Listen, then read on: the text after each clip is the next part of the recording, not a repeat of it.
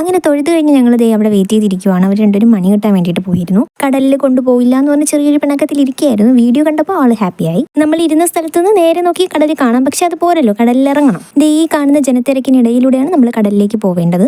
ഉച്ചയും വെയിലും ഒന്നും ഒരു പ്രശ്നമാക്കാതെ ഞാൻ ദേ കടലിലേക്ക് ഇറങ്ങാണ്. ചുമ്മാ വെയിൽ കൊണ്ട് കരിഞ്ഞപ്പോൾ ഒരു മനസുഖം. ഒരിഞ്ഞ വെയിലായതുകൊണ്ട് തന്നെ ചേട്ടൻ ആദൂട്ടനെ കൊണ്ട് ആ പ്രദേശത്തേക്കേ വന്നില്ല. അതുകഴിഞ്ഞ് നേരെ ഞാൻ എൻ്റെ ഫേവറേറ്റ് ആയിട്ടുള്ള പാനിപൂരി കഴിക്കുകയാണ്. കടൽ തീരത്ത് വന്ന ഒരു പാനിപൂരി എനിക്ക് മസ്റ്റാണ്. അങ്ങനെ പാനിപൂരി തൊണ്ടേന്ന് ഇറങ്ങി പോകാൻ വേണ്ടിയിട്ട് ഒരു കുലുക്കി സർബത്തും കൂടെ വാങ്ങിച്ചു കുടിച്ചു. പിന്നെ അല്ലറ ചില്ലറ ചെറിയ ഷോപ്പിംഗ് ഒക്കെ നടത്തിയിട്ട് അവിടെ നമ്മൾ ഇറങ്ങി. നേരെ നമ്മൾ പോയത് ഫുഡ് അടിക്കാൻ വേണ്ടിയിട്ടായിരുന്നു. അങ്ങനെ അമ്പലത്തിൽ നിന്ന് ഇറങ്ങി നമ്മൾ നേരെ തൊട്ടടുത്ത് കണ്ട ഒരു ഫാമിലി റെസ്റ്റോറൻറ്റിൽ കയറി ഊണ് കഴിച്ചു.